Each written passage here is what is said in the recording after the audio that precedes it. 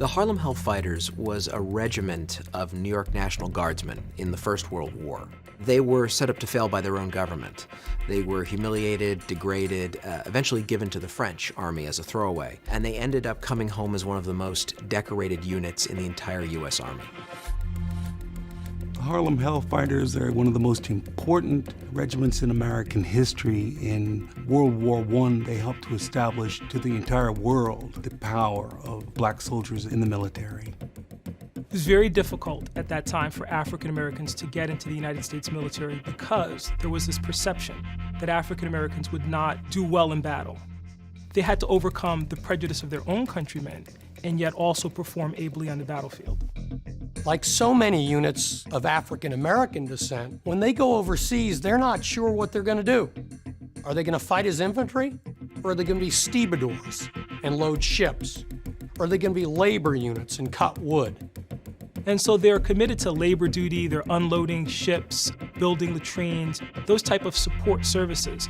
And as you can imagine, these men have been trained and they're willing to fight, they're ready to fight, and this is stressful for them. They were finally given to the French army, which in a way was an even greater insult because in the First World War, when the United States entered, General Pershing, the commanding officer, was very clear that American forces would not be fed piecemeal into the French and British army because the French and British wanted reinforcements, and Pershing said absolutely not.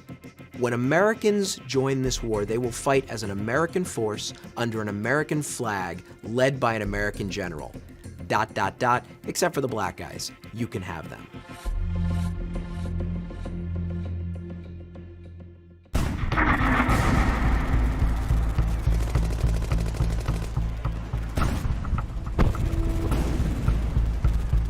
Henry Johnson is perhaps one of the most remarkable black military heroes in U.S. history. And he found himself in no man's land with Private Needham Roberts manning a listening post. And Needham Roberts hears click, click, click. And he realizes somebody's cutting the wire. It's potentially a German raid. And so Roberts is passing him grenades, and they line up these grenades, and the Germans actually do come across the lines. Roberts is hurt, and now Henry Johnson is left to defend their position and to stave off this attack. And then he makes the mistake of jamming a French cartridge into his American gun, and it no longer will work. And the Germans are on top of it. He then used his rifle like a club, and then he ended up fighting with a knife against the Kaiser's best and turned them.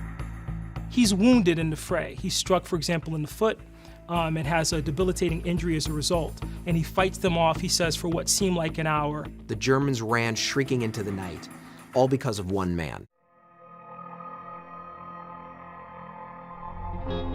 It's not until the next morning that people realize what a tremendous act this was. They discover 4 bodies of dead German soldiers.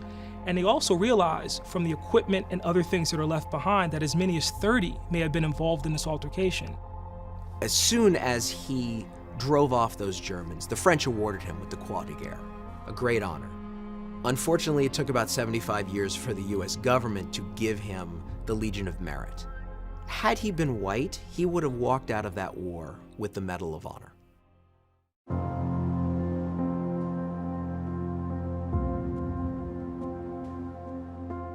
What was so shocking to me when I began to research the story of the Hellfighters was that after they had performed so magnificently in combat, the United States government actually sent a memorandum to the French government, essentially implementing Jim Crow, essentially saying, don't give them some notion that they are equals because we don't want them taking that notion back to the United States and demanding equality. When he come back to the United States, he's not awarded the Purple Heart. There's no notation in his military record of his injury. And so he winds up not being able to work because of this injury. He doesn't get any kind of assistance from the Army or from the government as a result. And he ends up dying in 1929 penniless. So it again shows the paradox. Here's this great story of valor and of courage on the part of this soldier, and ultimately he comes back to a nation that doesn't honor that sacrifice. We tend to think we all know American history so well, but the story of the Harlem Hellfighters should be one of the first stories told. It wasn't about killing other people, it was about being Americans and serving their country well. That was the inclination of the Harlem Hellfighters. When you are African American in 1917, democracy is armor. Democracy is a weapon.